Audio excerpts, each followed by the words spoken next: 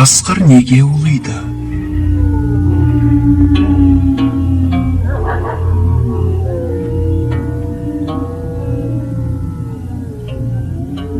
Ертеде халық деген бір кедей өмір сүріпті.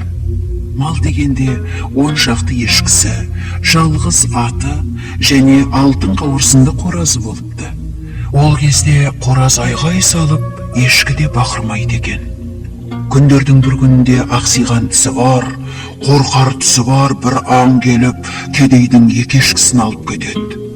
Өзі барып тұрған қас күнем екен, қырды да кетті дейді халық күйініп, кемпір мен баласына.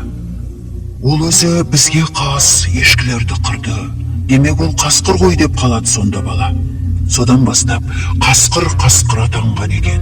Қасқырлар кедейдің малын қыруды қоймайды.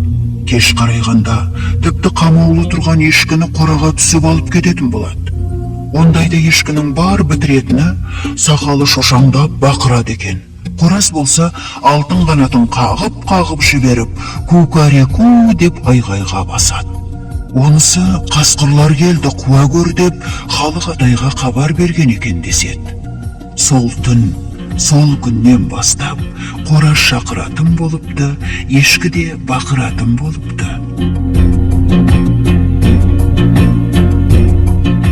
Халық атай күнде үйіне қайтқанда өрістен қасқырлар жемей тастап кеткен ешкінің құйыршықтарын бір етек қып жинап ала келіп жүреді. Бір күні кедейдікіне сақалы беліне түскен бір ақсақал келеді. Ол жауыздықпен күресу менің парызым еді. Мына кітапты ал, оқы. Оқығаныңды көңіліңе тоқи біл. Ерінбесең дұшпаныңнан құтыласың деп кедейдің баласына бір кітап береді. Сол күннен бастап бала кітаптан көз алмайды. Оның бар ойы жауыз қасқырды өлтіретін дәрі жасап шығару болады.